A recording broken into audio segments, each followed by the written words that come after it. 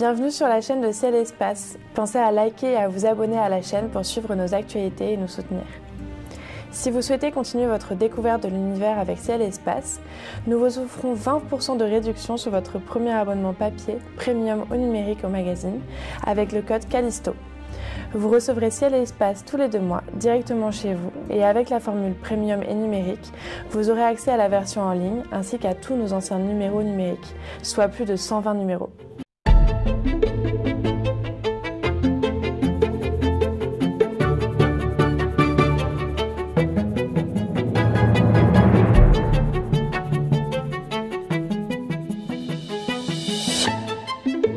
Eh bien, bonsoir à toutes et à tous. Merci d'être au rendez-vous de ce grand entretien de Ciel et Espace enregistré en public à la Cité internationale universitaire de Paris, en partenariat avec le Club des chercheurs de la Fondation Victor Lyon, avec le ministère de l'Enseignement supérieur et de la Recherche, la ville de Paris, et l'Association française d'astronomie, donc l'éditeur de Ciel et Espace, qui publie en ce moment d'ailleurs 2 numéros originaux. Son numéro 600 qui s'intitule Où irons-nous habiter ? C'est une vraie question. Et c'est en lien aussi avec l'entretien que nous avons aujourd'hui. Premier cadeau. Et le second, donc, qui paraît très prochainement, qui est un hors-série consacré aux découvreurs de l'univers d'Aristote à Einstein, donc un peu sur l'histoire de l'astronomie. Second cadeau. Et donc, c'est avec, je dirais qu'est en lien évident, et c'est avec beaucoup de plaisir que j'accueille notre invité, l'astrophysicien Alain Riazuelo. Bonsoir. Bonsoir. Merci d'être avec nous. Alain, vous êtes chercheur CNRS à l'Institut d'astrophysique de Paris, l'IAP. Vous travaillez sur de nombreux sujets, mais en particulier la topologie de l'univers, les trous noirs, la formation des grandes structures. Vous êtes aussi l'auteur de nombreux livres, dont 10 scénarios pour la fin du monde, qui paraît chez Tana Éditions et qui sera demain dans les très très bonnes librairies. Mais c'est pas votre seul livre, vous en avez d'autres. Je peux citer L'incroyable aventure de la Terre, les trous noirs, donc ça c'est 2024, c'était l'an dernier. Pourquoi E égale MC2, pourquoi la Terre est ronde, etc. Vous êtes un auteur prolixe, un auteur très agréable à lire. Je tiens vraiment à le dire. Et je voudrais savoir, c'est ma première question, c'est pourquoi un livre sur la fin du monde ? Les fins du monde, plus exactement. Alors, c'est un sujet difficile. C'est pas un sujet qu'on peut faire pour commencer dans l'édition, c'est vrai. Et donc, comme j'avais fait plusieurs livres qui avaient raisonnablement marché pour des livres scientifiques avec mon éditrice, Olivier Recazins, lors du brainstorming qu'on a fait à l'issue du précédent, j'ai proposé la fin du monde, parce que ça me semblait être un sujet porteur, ça me semblait être le moment pour en parler, voilà. Ouais. C'est si le monde va mieux dans un an, ça sera trop tard, et s'il va beaucoup moins bien, ça sera aussi trop tard.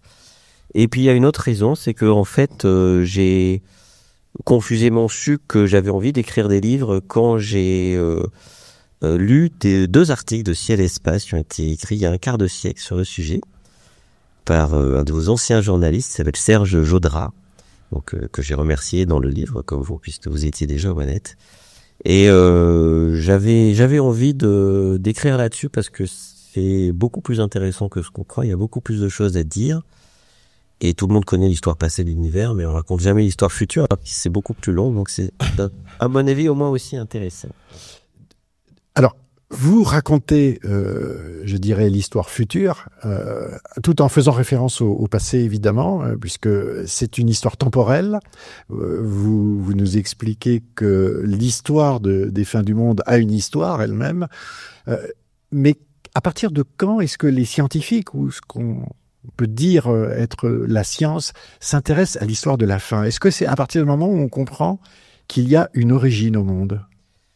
Alors effectivement, les premières discussions, c'est sur l'origine. C'est alors si on parle de l'Occident, au milieu du XVIIIe siècle, il y a Buffon qui est le premier à dire que la chronologie biblique d'un monde créé 4000 ans avant Jésus de Nazareth, que ça tient pas.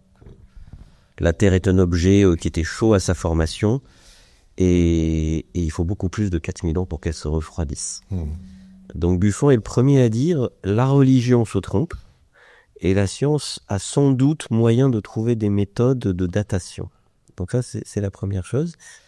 Et l'étude de la fin, en fait, c'est un siècle plus tard quand on commence à réfléchir si la Terre est vieille et qu'il y a des fossiles aussi loin qu'on creuse, la vie est vieille, donc le Soleil est vieux. Donc le Soleil est une source d'énergie qui un jour se tarira. Et si elle se tarit, ça sera la fin. Et donc la recherche de la source d'énergie du Soleil, qui est un problème d'aujourd'hui, hein, voilà, pourquoi le Soleil brille, ça s'accompagne inévitablement du quand est-ce que ça va s'arrêter et qu'est-ce qui va se passer à ce moment-là. Et donc ça, c'est fin du 19e siècle. Mais la science apporte quelque chose. La science apporte une histoire documentée quand même. Au début, on se trompe en fait. On se trompe parce que on connaît pas l'énergie nucléaire. Donc on voit pas qu'est-ce qui pourrait permettre au Soleil de briller pendant des centaines de millions d'années comme les mesures géologiques le suggèrent. Et donc le seul moyen de réconcilier les lois physiques de l'époque et la géologie, c'est de se dire qu'on surestime un peu les durées géologiques et qu'en fait ça dépasse pas les 100 millions d'années et que 100 millions d'années c'est aussi le temps pendant lequel le Soleil va briller. Donc la fin du monde est littéralement pour demain. Et donc, quand on commence à comprendre les choses, on comprend mal, on se trompe, et le hasard fait que on croit à tort que on n'en a plus pour très longtemps. Donc de toute façon, ça finira mal pour l'homme, quoi qu'il arrive. Oui, on va tous mourir en fait. C'est ça. Alors, voilà, c'est ça. Et c'est très bien que vous me disiez ça, parce que pour moi, l'histoire de la fin, c'est finalement de quoi parle-t-on ? C'est-à-dire, le mot fin, c'est un peu un mot valise, et pour l'être humain, l'histoire de sa fin, c'est l'histoire de sa mort. On est d'accord ? Ouais.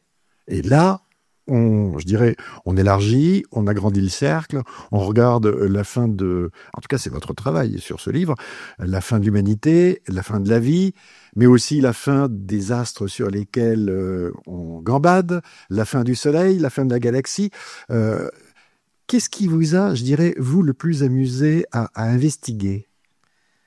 En fait, il y a une motivation aussi à écrire cette histoire, c'est que il y a des tas de livres, des tas d'articles de Ciel et Espace qui racontent l'histoire de l'univers, et qui partent du Big Bang jusqu'à maintenant, forcément. Et donc l'humanité arrive 2 millions d'années avant aujourd'hui, sur 14 milliards d'années d'existence. Et donc on est à la fin de l'histoire. Et il y a toujours cette ambiguïté entre fin et finalité. D'ailleurs, c'est une des significations du mot fin. Hein. Ouais. Et en fait, si on regarde l'histoire future, c'est le contraire, puisqu'on disparaît en premier et l'histoire continue sans nous. Et donc, c'est ça aussi que je voulais raconter, c'est que le vivant disparaîtra bien avant l'univers et l'univers continuera sa route, sa trajectoire dans l'espace-temps. Et c'est un côté un peu vertigineux, un peu absurde. À quoi sert l'univers maintenant qu'il n'y a plus la vie ? Mais on pourrait dire, oui, la vie n'est qu'un épisode assez bref dans l'histoire de l'univers qui va s'étaler très longtemps. Et j'avais envie aussi d'offrir cette perspective-là, qu'on n'est vraiment pas au centre de tout. Alors, vous m'avez fait découvrir une chose qui pour moi, est très positive. Avant qu'on discute de la fin des choses et surtout de ce que la science nous dit, ou en tout cas jusqu'où est la limite, vous dites à un moment donné dans ce livre que on vit une période absolument magnifique parce que toutes les étoiles sont allumées, que l'univers est visible. On voit des galaxies absolument partout, des étoiles absolument partout. Ça naît beaucoup moins qu'avant, mais ça continue à naître. On découvre des planètes, etc. Et quand vous avez le regard prospectif sur le futur, on va parler de ce futur, c'est moins joyeux parce que l'univers va s'appauvrir en termes de gaz pour fabriquer des étoiles, les galaxies vont s'éloigner, etc. Et vous dites, on a de la chance, on vit au bon moment. J'ai trouvé ça drôle. On vit à la fois l'époque où on peut investiguer le passé, puisqu'on voit l'écho lumineux du Big Bang, on voit les galaxies, et on vit à l'époque où on peut commencer à avoir une idée de l'évolution future de l'univers. Et si on vivait beaucoup plus tôt ou beaucoup plus tard, l'une de ces deux choses serait beaucoup plus difficile d'accès, donc c'est probablement un hasard. En tout cas, on n'a pas de justification qu'il existe une époque où on peut à la fois connaître le passé et penser pouvoir prédire le futur. Et c'est maintenant, c'est là où on est. Donc finalement, pour les scientifiques, on vit une époque formidable. Faut le dire vite. Il faut le dire, oui, c'est vrai. Voilà. Alors, tout au long de cet ouvrage, vous nous emmenez dans des dimensions d'espace et de temps. Alors, l'espace, on est habitué généralement avec les astronomes, même si on a un peu de mal, mais en tout cas, il y a des grandeurs. Et vous faites beaucoup je dirais, de travail sur la vulgarisation des grandeurs. Alors, quand on joue au loto et qu'on se dit on va gagner, je sais pas, des millions, on se rend compte à peu près de ce que ça fait. Dès qu'on est dans le milliard, je dirais qu'on perd pied. Mais là, on va rentrer dans des échelles où effectivement le milliard devient quelque chose de courant, voire de banal. Comment est-ce que vous en êtes sorti pour essayer d'expliquer ces grandeurs, ces dimensions et quel chemin vous avez parcouru pour y arriver? Mais en fait, c'est quelque chose à quoi on est en partie habitué en astronomie, c'est qu'on manipule des chiffres astronomiques, des unités de masse, de distance, qui n'ont pas d'équivalent sur Terre. La Terre est trop petite pour que vous ayez plus qu'une masse terrestre sur Terre. Et donc finalement, on finit par s'habituer à des nombres plus grands, mais on peut pas se les représenter. Mais à défaut de se les représenter, on est habitué à ce que j'appelle dans le livre la musique des nombres. La poésie, hein. La musique plutôt que la poésie, c'est-à-dire c'est des notes qui sont pas habituelles, mais à force de les entendre, voilà, on peut les conceptualiser, on peut faire jaillir des nombres d'une nécessité mathématique. Et donc voilà, on peut pas se représenter ce que c'est 12 milliards d'années qui est l'espérance de vie du Soleil, mais on peut par le calcul dire d'où ça vient. Et là, en fait, on sort de la zone de confort des astrophysiciens, parce que quand on parle du futur, on parle d'échelles de temps qui sont plus longues que celles qui se sont déjà passées. Et donc, il faut accepter d'être surpris, d'être dérouté. Et une fois qu'on a assimilé ça, prendre plaisir à lire. Mais il y a ce côté presque initiatique. Voilà, j'espère que quand vous avez lu le livre, j'espère que quand les auteurs, les lecteurs le liront, ils auront cette même impression que chaque fois il y a un chiffre plus grand que le précédent qui les surprend et demande où ça va s'arrêter. Donc, Alors on démarre. Nous, humanité, nous sommes là depuis 2 millions d'années. Voilà, ça dépend où commence l'humanité, ou ses prédécesseurs, mais oui, typiquement. La vie est apparue assez tôt. Voilà, au moins depuis 3,4 milliards d'années, probablement 3,8, peut-être un peu plus de 4, on ne sait pas trop. Plus remontons, en fait, moins les traces sont flagrantes. Ouais. Alors, notre première échéance physique, si je puis dire, pour la fin, a supposé que on survive.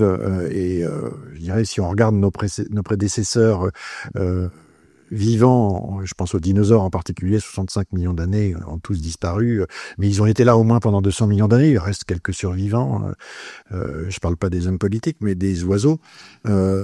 Et la prochaine échéance, c'est la Terre elle-même, c'est-à-dire la prochaine échéance dure, vous dites, c'est dans 1,5 milliard d'années, où là, on perd la biosphère. Pourquoi ? Voilà. On perd la biosphère parce qu'une étoile de type solaire, pour des raisons de structure interne et de physique stellaire, brûle ses réserves à un rythme qui augmente légèrement au cours du temps. Donc le Soleil jeune était 30% moins lumineux que le Soleil actuel, ce que la Terre a compensé parce que la Terre primitive avait une atmosphère beaucoup plus riche en gaz à effet de serre. Donc depuis 3 milliards d'années, la vie existe grâce à l'effet de serre. Le problème, c'est que quand le Soleil va devenir de plus en plus brillant, même s'il y a 0 effet de serre, ça va être trop chaud. Et donc, la fin de la biosphère, c'est le Soleil qui rend la Terre inhabitable, parce que la Terre est désormais trop proche du Soleil. Non pas parce qu'elle aura migré, mais parce que le Soleil est plus brillant. Et trop proche du Soleil parce que le Soleil est devenu plus brillant, plus chaud. Voilà, l'éclat du Soleil, c'est plus 5 à 10% par milliard d'années. Donc aujourd'hui, on a un effet de serre qui réchauffe la Terre de quelque chose comme 30 degrés. S'il y a 0 gaz à effet de serre, la température moyenne sur Terre passe de plus 15 à moins 19 degrés. Donc ça serait froid. Et d'ici 1 milliard d'années, d'ici 1 milliard ou 2 d'années, la température moyenne de la Terre va augmenter à un point qui va faire que les océans vont se mettre à bouillir tôt ou tard. Donc bouillir, ça veut dire 100 degrés. Ça veut dire 100 degrés. Et comme la vapeur d'eau est un gaz à effet de serre, le plus gros contributeur de l'atmosphère pour l'effet de serre, c'est la vapeur d'eau. Hein. Et donc la vapeur d'eau va nous embêter. Donc ça chauffe à 100 degrés, les océans s'évaporent. Voilà. On se transforme en Vénus? Alors pas tout de suite, parce qu'en fait, l'inertie thermique des océans est telle que la température des océans peut pas dépasser les 100 degrés forcément. Tant que ça bout, ça dépasse pas les 100 degrés.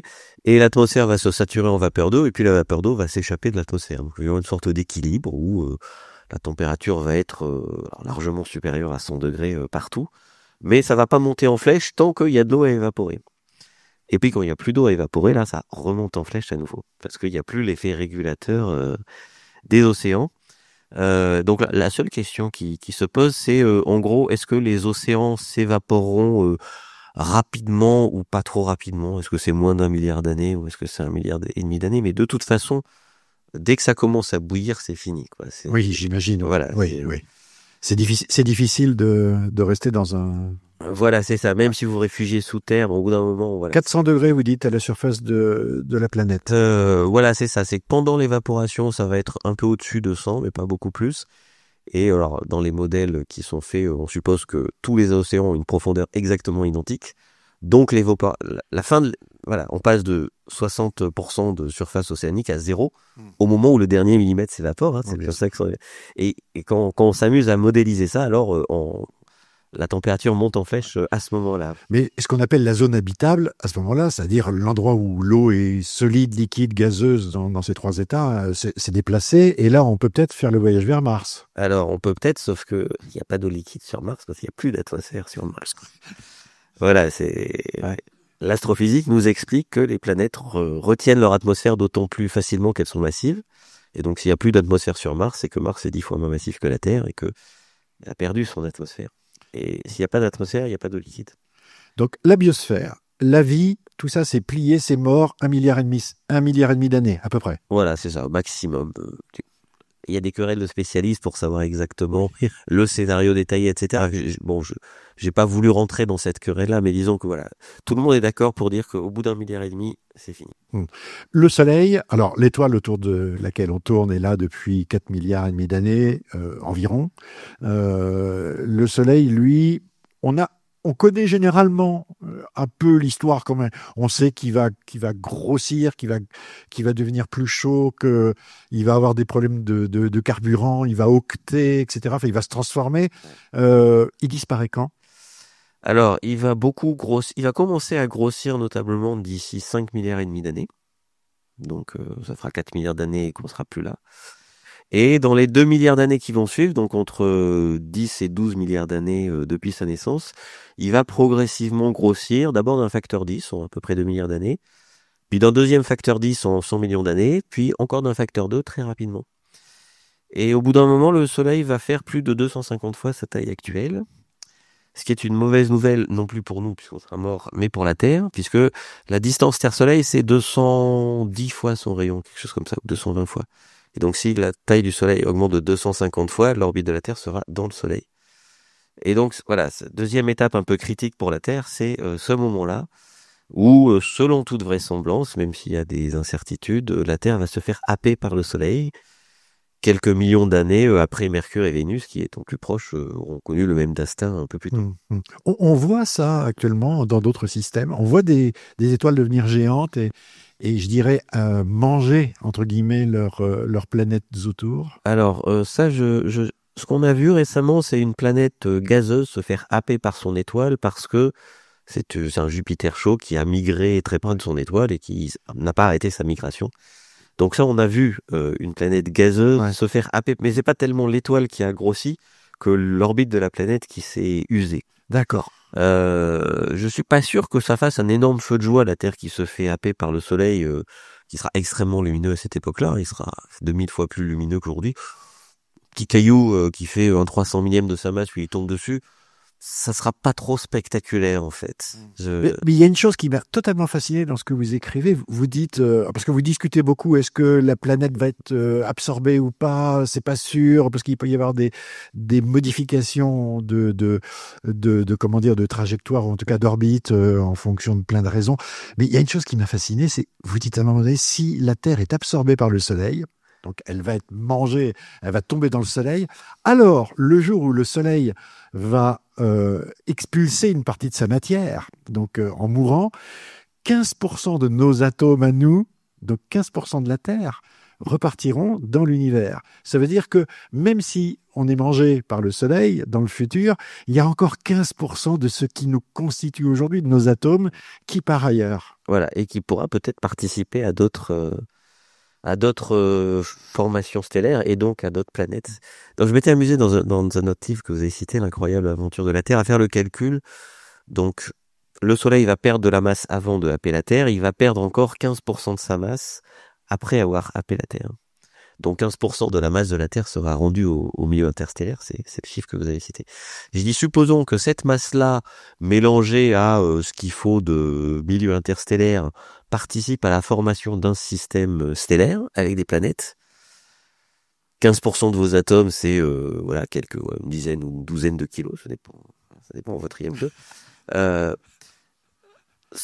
Il y a une petite, voilà, un 300 millième de ces atomes seront dans la future Terre qui sera éventuellement autour de cette étoile. Une infime fraction de ces atomes seront dans la biosphère de cette planète. Imaginons que vous ayez un séquoia extraterrestre de 10 tonnes. Ben, dans ce séquoia extraterrestre de 10 tonnes, il y a un atome de chacun d'entre nous sera dans ce séquoia-là. Donc on sera tous rassemblés, on sera éparpillés façon puzzle. Ouais. On aura un atome à nous dans un séquoia, puis un atome à nous dans un autre séquoia, ainsi de suite.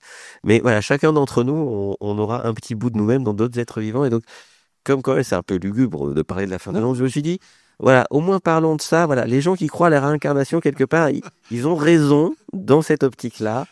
Voilà. Et donc de la même façon, peut-être que nous sommes composés d'atomes, d'êtres vivants qui ont été dans des planètes qui orbitaient autour d'étoiles qui sont mortes avant que le Soleil ne naisse. Hein, et comme on a du mal à se quitter soi-même, vous vous êtes amusé aussi à regarder une chose, c'est qu'est-ce qui resterait de nous finalement? Qu'est-ce qui resterait de nos activités le jour où la Terre, elle sera partie en fumée, si je puis dire, il n'y aura plus rien. Peut-être qu'elle aura été mangée par le Soleil. Qu'est-ce qui restera de l'humanité? Alors j'ai eu cette idée à cause du film Contact, parce que dans le film Contact, la civilisation extraterrestre qui contacte les terriens le fait au moment où un événement est radiodiffusé avec suffisamment de watts pour que ce soit éventuellement détectable ailleurs. Et donc je me suis livré à ce même exercice, qu'est-ce qui restera de nous? Parce qu'en fait, beaucoup de gens qui parlent de la fin du monde ne peuvent s'empêcher de dire « Ah oui, mais si on sera pas là, est-ce qu'on aura laissé une trace ?» Oui.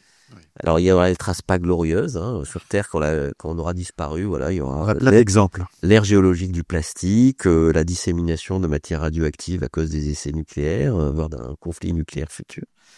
Quelle autre trace il y aura? Il y aura des satellites qui sont loin de la Terre, qui tourneront encore et que nos successeurs dans la biosphère découvriront peut-être, notamment un qui devrait tomber intact au sol. Et donc il y a une capsule temporelle gravée sur ce satellite que nos futurs successeurs verront peut-être. Et puis alors, si on regarde vraiment très loin, qu'est-ce qui restera de nous? Si la Terre se fait happer par le Soleil, aucune trace terrestre ne restera. Et ne subsisteront que ce qu'on aura envoyé en dehors du système solaire. Donc c'est aujourd'hui les 2 sondes Voyager, les sondes Pioneer 10 et 11 et New Horizons, qui sont des objets qui vont sortir du système solaire et qui, s'ils ne font pas de mauvaises rencontres, vont orbiter pendant très longtemps autour de la galaxie et peut-être être expulsés de la galaxie. Et donc ça va perdurer assez longtemps. Expliciter le mot très longtemps.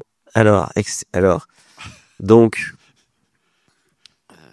d'ici quelques centaines de milliards d'années, notre galaxie va se transformer en un cimetière cosmique. Il n'y aura plus que des cadavres stellaires.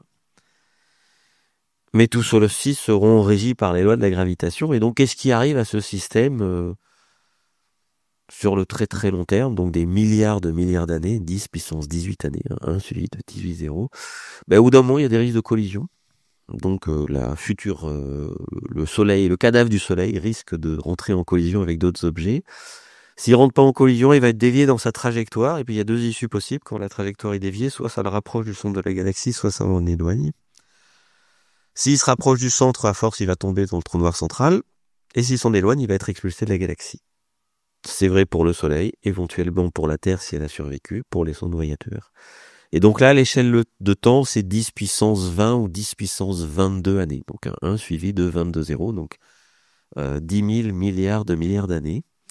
A priori, si les lois de la physique ne changent pas, au bout de ce temps-là, statistiquement, au moins une des 5 sondes que j'ai citées devrait être expulsée de la galaxie et voguer dans un univers désespérément vide pendant aussi longtemps que la matière existe. Et alors, combien de temps la matière va exister, ça, pour le coup. Ça, c'est une autre question. Mais juste pour rester sur la galaxie, il y a, vous donnez une vision à un moment donné, parce que la galaxie, c'est composé de centaines de milliards d'étoiles actuellement qui s'allument, mais le taux de natalité est beaucoup plus bas qu'autrefois, puisque la galaxie a brûlé une grande partie de son gaz.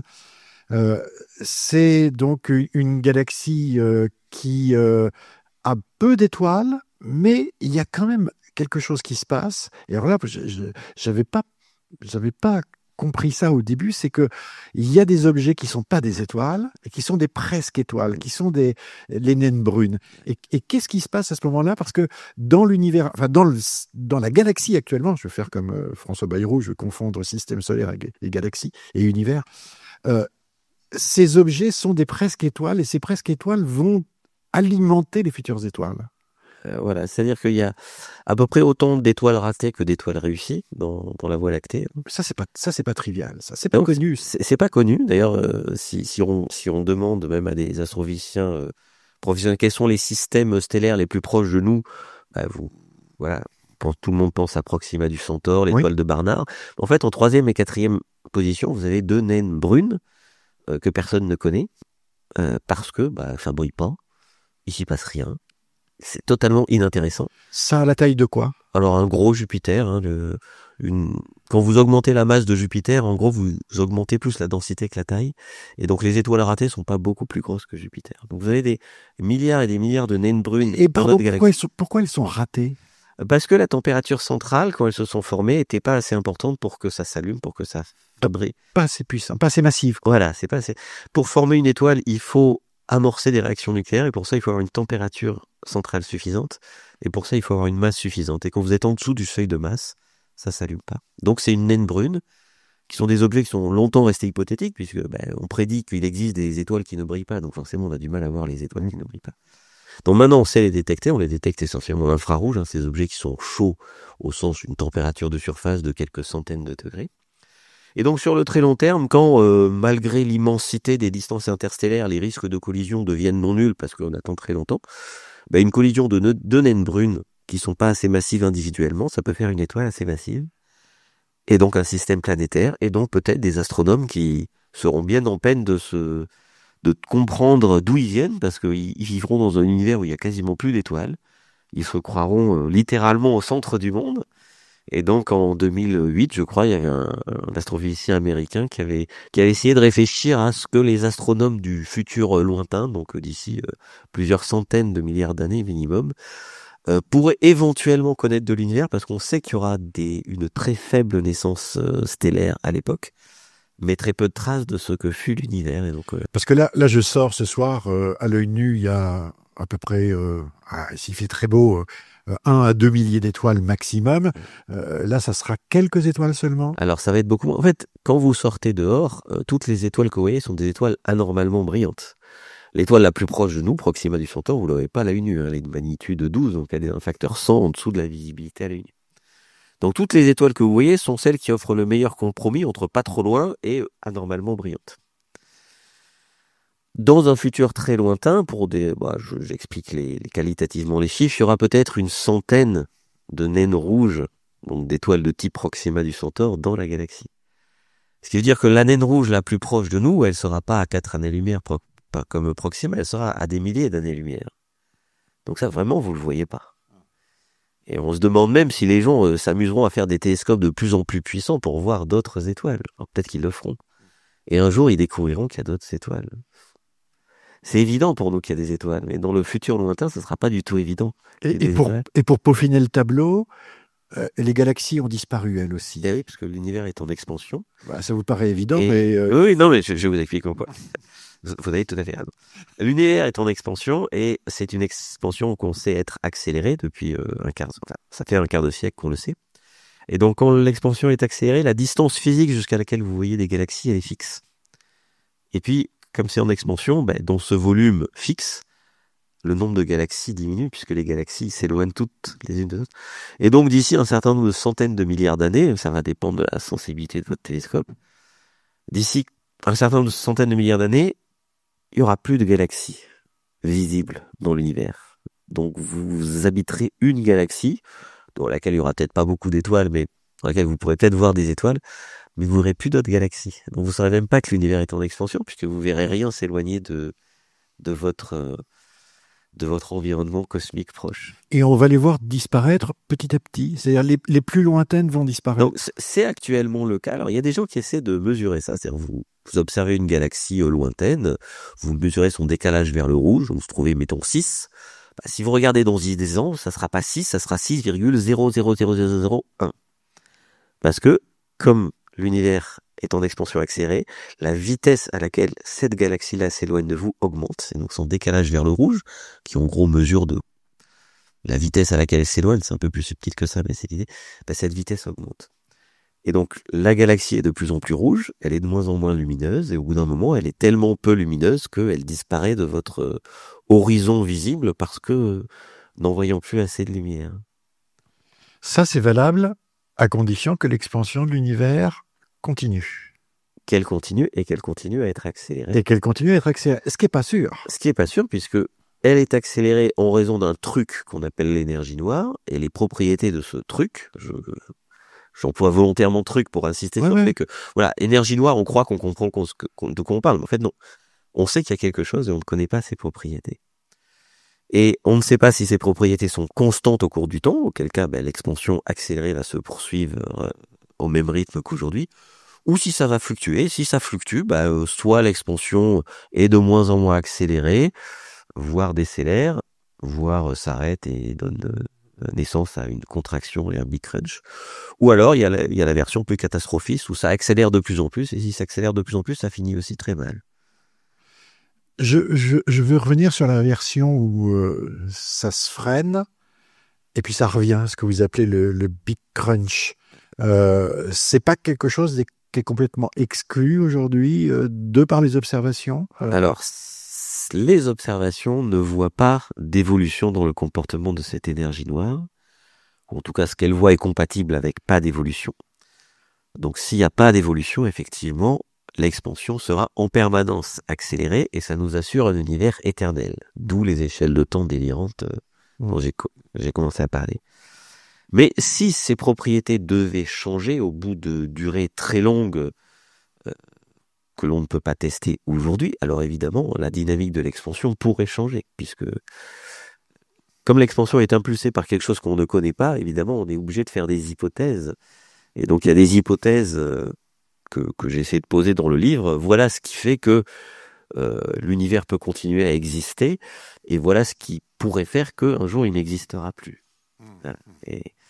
Et donc, évidemment, il est difficile. Voilà. On est dans les sables mouvants, là, quand même. Oui, et Niels Bohr, qui est un des fondateurs de la mécanique quantique, disait, c'est devenu un proverbe au Danemark, il est difficile de faire des prédictions, surtout quand ça concerne l'avenir.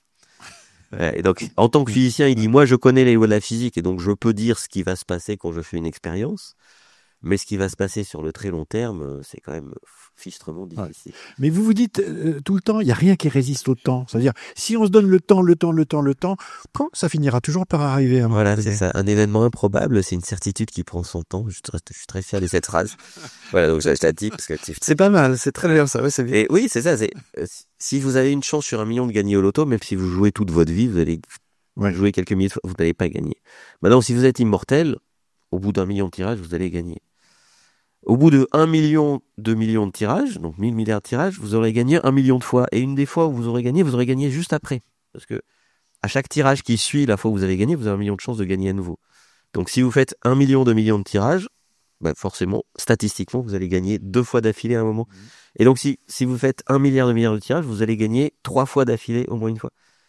Ce qui est impossible parce que trop improbable, ça devient en fait certain si vous attendez longtemps. Je pense qu'on va vous embaucher pour la franchise des jeux.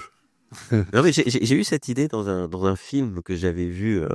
C'était un film américain sur un gars pas très clair qui avait des casinos. Et à un moment, il débranchait l'électricité dans le casino parce que quelqu'un venait gagner 2 fois le jackpot à une machine à sous. Et le gars dit, je sais pas quelle est la probabilité, mais c'est pas possible, il a dû tricher. Et il avait parfaitement raison à son échelle de temps. C'est pas possible qu'en 2 ans de casino, quelqu'un gagne 2 fois le gros lot.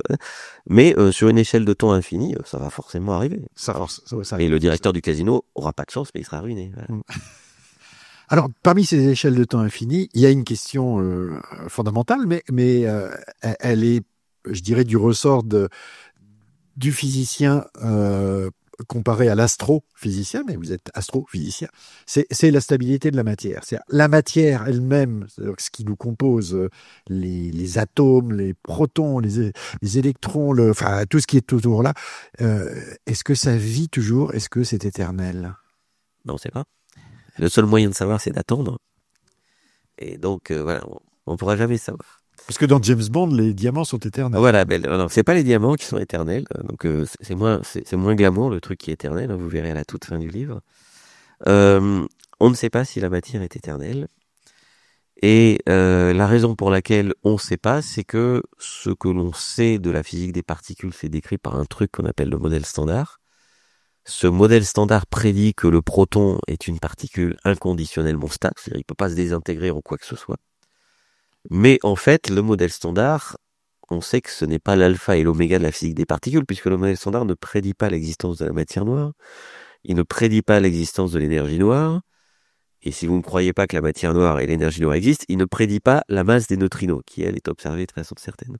Donc on sait que le modèle standard est une description imparfaite du monde.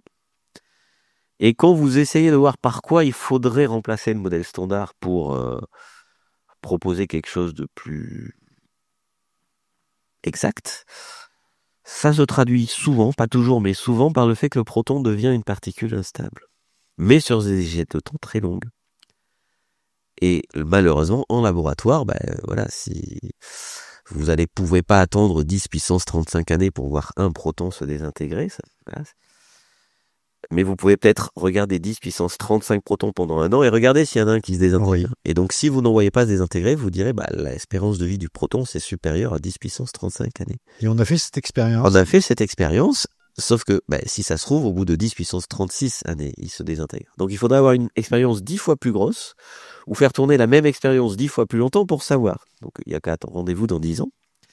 Sauf que si l'espérance de vie du proton, c'est pas 10 puissance 35 ou 36 années, mais c'est 10 puissance 90 années, en fait, vous pouvez montrer qu'aucun des protons de aucune des galaxies de l'univers observable ne s'est désintégré statistiquement depuis que l'univers existe. Donc même si vous pouviez observer tous les protons de l'univers et voir, celui-là, il s'est désintégré, en fait, si l'espérance de vie est supérieure à l'âge actuel de l'univers multiplié par le nombre de protons accessibles au télescope, vous savez pas. Et vous ne saurez jamais. Donc, on pourra jamais savoir. On pourra éventuellement prouver que la matière est instable, mais on pourra pas prouver qu'elle est éternelle. Ouais. Ça veut dire que la Terre pourrait encore être là si elle a échappé à. Voilà, si elle a échappé à tous les écueils, si elle n'a pas été happée par le Soleil, si elle n'est pas tombée dans le trou noir central de la galaxie, si elle s'est pas pris une autre planète ou un autre cadavre stellaire avant d'être expulsée de la galaxie, elle pourra être expulsée de la galaxie. Si elle n'est pas tombée dans le trou noir central de la galaxie, qu'est-ce qui se passe si elle tombe dans le trou noir central de la galaxie? Elle est détruite. Elle est détruite par la fameuse spaghettification chère à Stephen Hawking. Quand si vous imaginez que vous plongez cet été dans votre piscine, votre tête est plus proche du centre de la Terre que vos pieds, et donc votre tête est un peu plus attirée par le centre de la Terre que vos pieds. Donc si ce gradient d'intensité du champ de gravité était plus fort, ça aurait tendance à vous étirer littéralement, ça serait très inconfortable. Et c'est ce qui se passe quand vous êtes au voisinage, voire dans un trou noir. Et donc tout objet macroscopique qui tombe dans un trou noir est détruit soit avant de rentrer dedans, soit une fois dedans.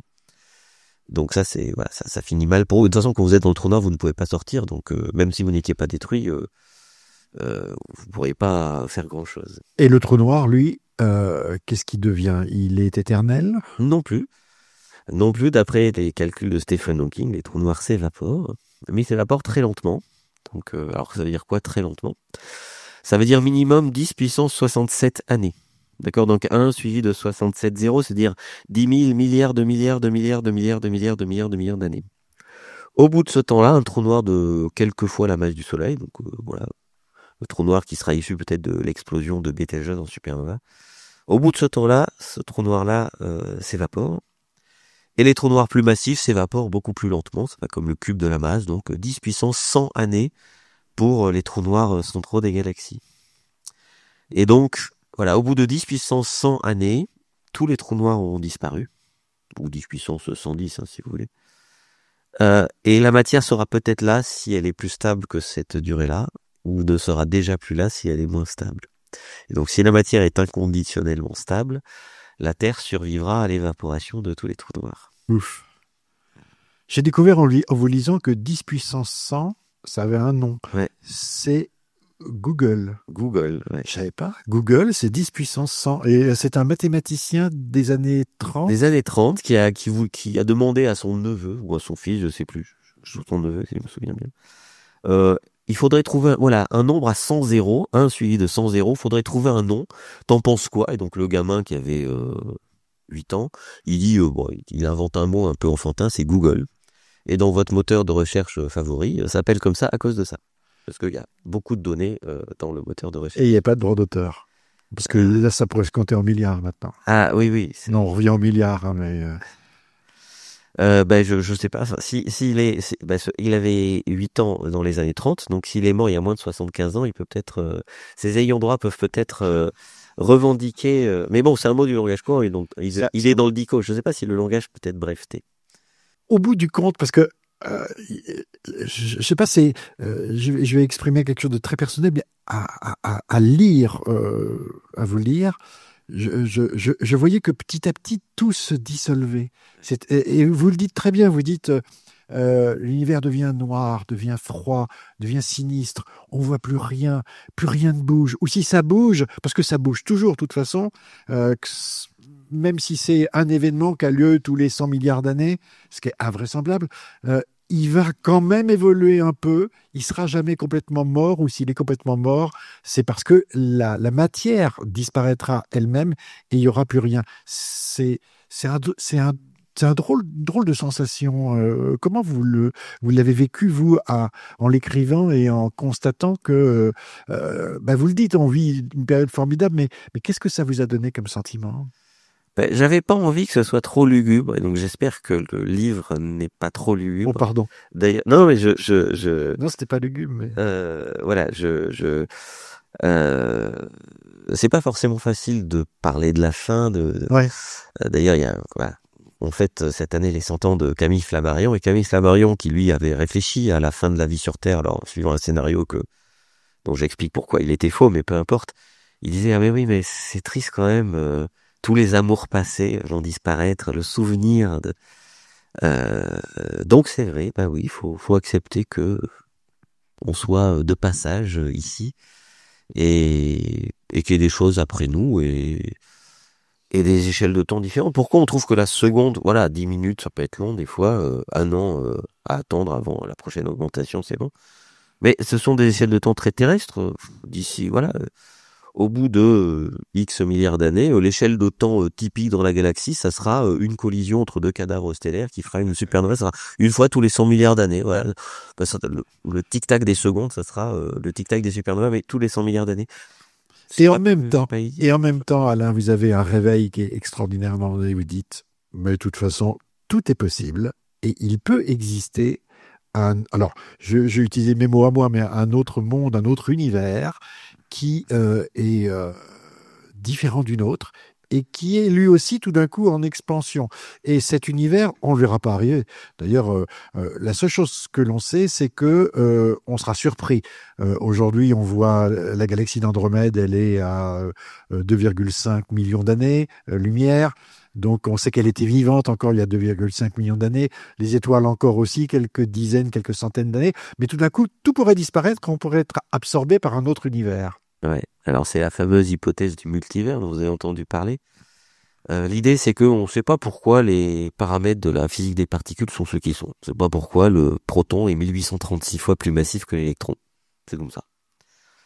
Et des gens qui ont réfléchi à essayer de trouver pourquoi, ont envisagé comme réponse possible que littéralement tous les mondes étaient possibles et que le jeu de lois physiques que nous observons dans ce que nous appelons l'univers, qui est en fait la partie observable de l'univers, pourrait être différent ailleurs, très loin, en tout cas au-delà de portée de nos télescopes. Et donc dans le langage des physiciens des particules, il y a plusieurs vides différents dans l'univers, chacun étant régi par un jeu de lois physiques différentes. Et le truc, c'est que ces vides ne cohabitent pas bien entre eux. C'est-à-dire qu'il y en a toujours un qui va bouffer l'autre, et on ne sait pas si le nôtre est plus stable que celui du voisin. Et donc, si le vide voisin du nôtre est plus stable, il est en train de nous engloutir à la vitesse de la lumière. Et donc, il est en train d'engloutir tous les objets que nous voyons à la vitesse de la lumière, et donc sans le moindre signe avant-coureur, nous pourrions disparaître d'un coup, parce que d'un coup, on se retrouverait dans un espace à 5 dimensions où le proton ne serait pas stable, où l'électron serait 300 fois plus massif que le neutron, enfin voilà, tout est fait. Et il n'y a rigoureusement aucun signe avant-coureur de ça, puisque l'Armageddon cosmique se déplace à la vitesse de la lumière, donc la lumière ne vous annonce pas que ça vous arrive dessus, donc vous disparaîtrez d'un coup sans douleur. Et donc ça pourrait arriver demain, comme ça pourrait n'arriver jamais, donc j'espère, voilà. Bon, je pense que ça ne va pas arriver demain, ça serait pas de chance. Mais on peut pas logiquement exclure ça. Voilà. Est-ce que la faiblesse de votre raisonnement, je dis de façon large sur la fin les fins du monde, c'est finalement, vous nous dites, la science c'est un ensemble de choses, mais il y a beaucoup de mystères. En gros, 96% de l'univers est inconnu entre matière noire et énergie sombre. Mais en même temps, on va utiliser nos connaissances actuelles pour essayer d'imaginer le futur. Et on se rend compte que un pouillème change et tout le futur change. Dans certains cas, oui. Donc, vers la fin, c'est de la fiction, au début, c'est de la science. La science, c'est déduire des choses à partir d'hypothèses. Et quand vous réfléchissez à très long terme, il faut bien avoir conscience des hypothèses que vous utilisez. Mais changer les hypothèses? Changer les hypothèses, c'est changer le déroulé de l'histoire, effectivement. Et donc, j'ai essayé de dire, voilà, les échelles de temps que j'ai données sur l'évaporation des trous noirs, ça présuppose que l'univers existe encore dans 10 puissance 100 années, ça présuppose que les lois de la physique n'ont pas changé, et on ne peut pas être sûr de ça, effectivement. Mais vous êtes sûr jusqu'à quelle échéance? Alors, c'est une bonne question. Alors, j'ai pas eu le temps d'en parler dans le livre parce que mon éditrice voulait pas que je fasse trop long non plus. Quelle est la plus vieille expérience de physique terrestre? Est-ce que vous la connaissez? Non. Alors, les gens sont pas d'accord entre eux. La plus connue, la plus connue parmi les expériences de laboratoire, c'est l'expérience de la goutte de pois. Donc, oui. La pois, c'est une résine qui, à température ambiante, vous pouvez la casser au marteau. Donc, ça a l'air d'être un solide. Mais en fait, quand vous chauffez la poix, c'est liquide, et puis vous vous rendez compte que c'est de plus en plus visqueux, et vous n'avez pas de transition à l'état solide. Donc, la poix est un liquide extrêmement visqueux. Et donc, si vous mettez de la poix dans un entonnoir, ça va couler. À raison de une goutte tous les 13 ans, comme on l'observe depuis 90 ans dans une expérience qui est dans une université australienne. Donc voilà, c'est une expérience de laboratoire vieille de pas encore un siècle. Alors, l'expérience physique la plus vieille sur Terre, d'une certaine façon, c'est un ancien réacteur nucléaire naturel qui a été trouvé dans une mine d'uranium au Gabon, dans la région d'Oklo. Et donc aujourd'hui, si vous prenez un gros morceau d'uranium, il ne se passe rien parce que ce qui initie la réaction en chaîne, c'est l'uranium-235, et l'uranium-235 est plus radioactif que l'uranium-238. Donc au départ, il y avait uranium-235 et 238 en quantité égale, et puis à mesure que le temps passe, il y en a un qui disparaît beaucoup, alors que l'autre disparaît lentement. Donc aujourd'hui, vous pouvez vous balader avec un gros morceau d'uranium, vous n'avez pas provoqué une réaction en chaîne, mais si vous remontez 2 milliards d'années en arrière, si vous avez une concentration d'uranium suffisamment grande, alors vous aviez la masse critique et vous aviez un réacteur nucléaire naturel. Et on a retrouvé complètement par hasard, dans une mine d'uranium exploitée, les restes d'un ancien réacteur naturel d'uranium qui a fonctionné il y a 1,8 milliard d'années. Et on a retrouvé les produits de fission à l'endroit où se trouve le réacteur. Donc, ce qui prouve que l'enfouissement des déchets nucléaires, c'est possible, puisque les produits de fission sont à l'endroit où ça s'est produit. Et on constate que les produits de fission sont identiques aux produits de fission que l'on a aujourd'hui dans nos réacteurs à nous. Donc on sait que les lois de la physique nucléaire n'ont pas changé, parce qu'on observe 1,8 milliard d'années après les mêmes produits de fission que ceux que l'on observe aujourd'hui. Donc d'une certaine façon, on peut dire que c'est quasiment une expérience de laboratoire, ça s'est produit dans un volume confiné de 1 mètre cube, c'est vraiment très petit. Et les lois de la physique, en tout cas de la physique nucléaire, n'ont pas changé d'un iota depuis cette époque-là. Donc ça nous laisse quand même un bon espoir que les lois physiques n'ont pas du tout changé. Évidemment, c'est une extrapolation, mais on a quand même un bras de levier temporel de presque 2 milliards d'années, ce qui est pas mal. Et donc, ça nous donne le droit de considérer comme raisonnable l'hypothèse selon laquelle ça ne va pas changer du tout dans le futur. Et donc, c'est la raison d'être de ces livres. Vu qu'on a de bonnes raisons de penser que ça ne va pas changer, voilà ce qui se passera si ça ne change pas. Il y a une chose qui m'a beaucoup amusé, c'est que vous vous demandez qu'est-ce qu'on pourrait fabriquer qui resterait, mais alors à un temps absolument invraisemblable. C'est pour ça que je parlais des diamants qui sont éternels.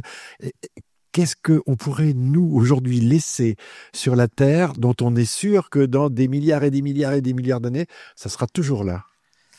Alors sur la Terre, rien, parce que sur la Terre, tout s'altère, mais la façon dont il faut voir les choses, c'est un objet qui est parfaitement isolé dans l'espace risque d'évoluer. Il y a toujours une chance non nulle que votre montre, vous-même, vous transformez en trou noir, comme ça, sans crier gare, à cause de l'effet tunnel en mécanique quantique.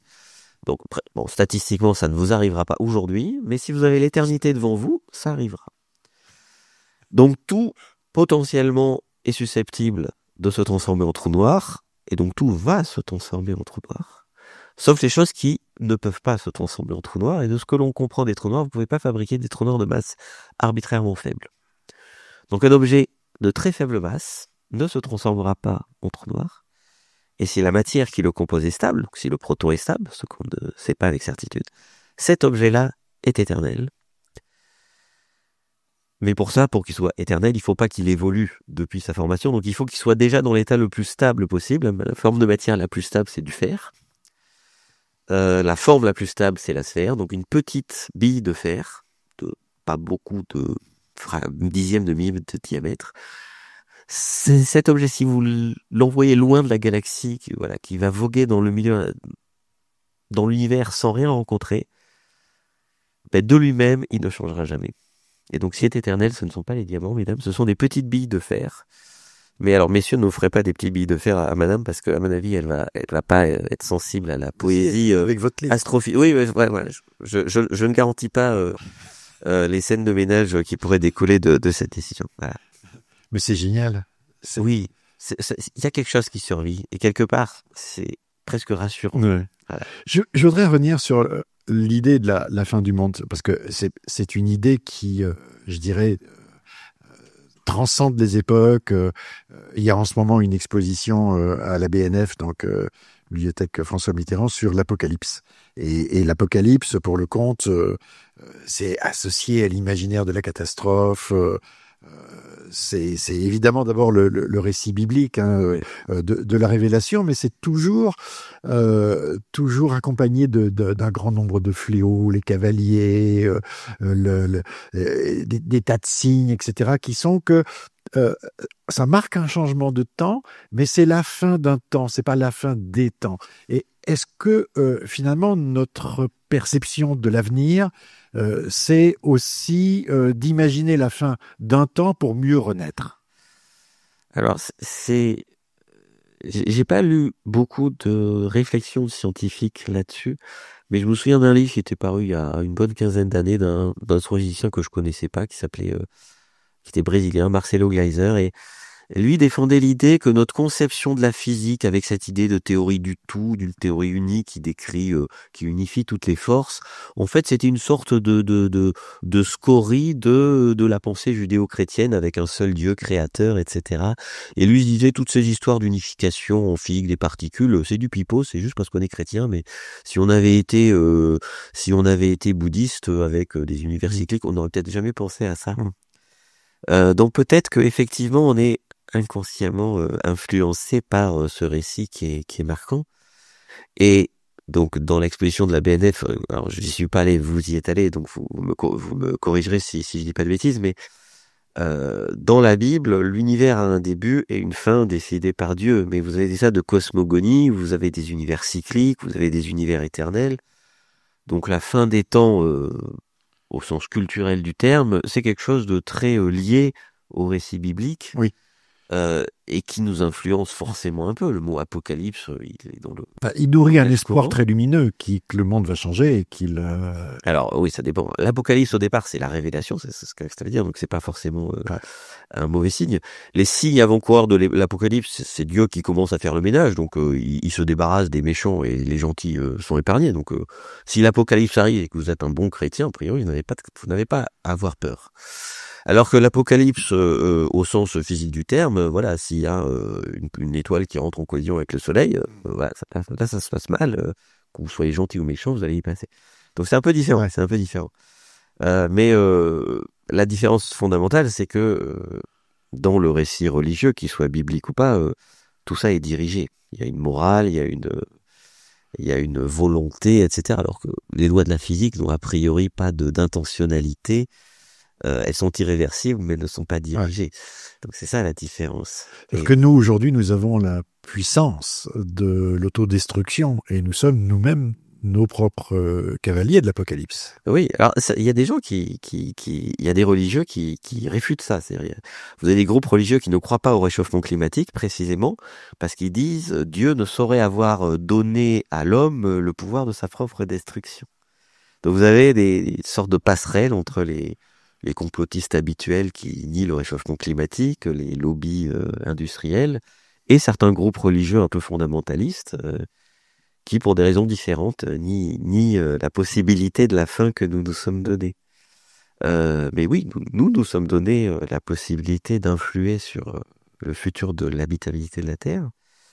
Et c'est quelque chose qui est écrit noir sur blanc dans la presse grand public depuis les années 1910, 1915, j'ai trouvé le premier article de presse qui parle de ça, qui a d'entrefilé de quelques lignes dans un journal local néo-zélandais. C'est le premier qui dit, bah oui, à force de brûler du charbon, on va peut-être mettre trop de CO2 dans l'atmosphère. Mais ça, c'est une pensée récente. Le fait qu'on soit responsable de notre fin, non pas par une punition biblique, Dieu qui est pas content de ce qu'on fait, comme à l'époque du déluge, mais parce que on a une influence macroscopique sur le climat, c'est une prise de conscience récente. Parce que vous parliez de Flammarion tout à l'heure, dont on fait le centenaire de la disparition. Flammarion lui-même se pose la question à travers un certain nombre d'articles et d'ouvrages sur la fin du monde. Et il n'envisage pas complètement non plus comme la disparition, je dirais, de l'espèce qui devient surpuissante. C'est plutôt la collision des mondes en ce qui le concerne. Ouais, Flammarion, disons à la fin du 19e siècle, on sait que le soleil va s'arrêter de briller, on ne peut pas tirer une quantité infinie d'énergie à partir d'une quantité finie de matière. Donc ça va s'arrêter, on commence à élaborer des scénarios sur la fin du monde. Et à l'époque, on pense plutôt qu'on va mourir de froid, parce que si le soleil s'arrête de briller, forcément il va faire froid. On pense pas que, à mesure que les réserves du soleil s'amenuisent, il est de plus en plus brillant, qu'il hâte sa fin. Et donc lui, il pense qu'on pourra mourir de froid, mais il dit mais c'est pas grave, une fois qu'on sera plus là, la vie apparaîtra ailleurs, la vie est éternelle. Et sans même forcément s'en rendre compte, il passe d'un discours scientifique rigoureux pour les standards de l'époque, se disant s'il fait froid, on va. En fait, il invente un truc génial, il invente les réfugiés climatiques. Il se dit si la Terre devient de plus en plus froide, on va tous migrer à l'équateur. Donc il se trompe dans le sens de la migration, mais il a raison. Alors le mot réfugié climatique n'est pas écrit, à ma connaissance dans ces livres, mais il invente le concept. Il se dit oui, les gens de l'Équateur creuseront peut-être la calotte polaire au-dessus de Rome pour trouver les ruines de l'Empire romain. Enfin, voilà, il s'imagine des choses comme ça. Et oui, Camille Flammarion s'imagine ce que pourrait être la fin, et il émet le souhait, sans dire que c'est son souhait personnel, qu'en fait la vie est éternelle. Et bon, vous savez, j'imagine que vous avez parlé, vous avez parlé de Flammarion. Oui. Sur la fin de sa vie, il faisait tourner les tables, il était très très mystique, et ça longtemps avant qu'il fasse ça se ressent dans des articles qu'il a écrits 30 ans plus tôt, où il commence à dire oui, même si la vie disparaît, elle subsistera ailleurs. Ouais.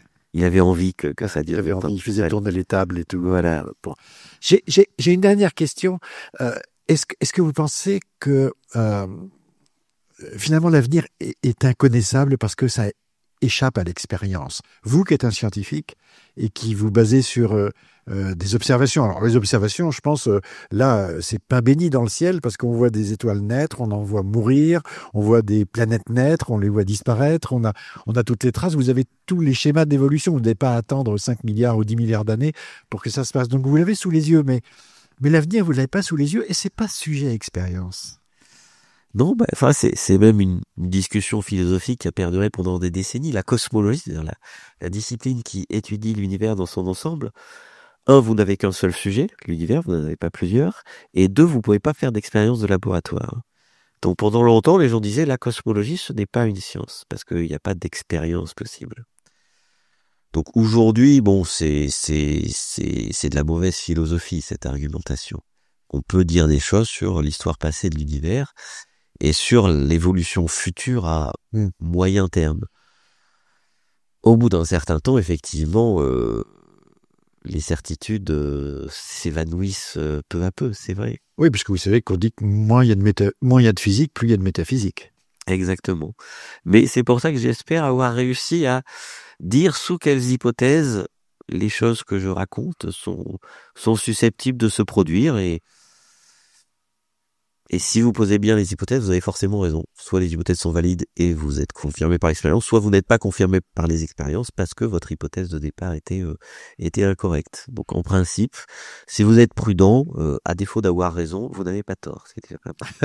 Alors je voudrais faire 2 choses pour conclure. D'abord, encourager tout le monde à lire donc 10 scénarios pour la fin du monde, donc, qui est paru chez Tana Éditions. Et je vous ai gardé une phrase d'Antonin Artaud, c'est plus qu'une phrase d'ailleurs, c'est une conclusion pour moi. Antonin Artaud écrivait « Ce qui est grave est que nous savons qu'après l'ordre de ce monde, il y en a un autre. Quel est-il ? Nous ne le savons pas. Le nombre et l'ordre des suppositions possibles est justement l'infini. Et qu'est-ce que c'est que l'infini ? Au juste, nous ne le savons pas. C'est un mot dont nous nous servons pour indiquer l'ouverture de notre conscience vers la possibilité démesurée, inlassable et démesurée. Merci beaucoup, Alain. Merci à vous de nous avoir suivis et à très bientôt.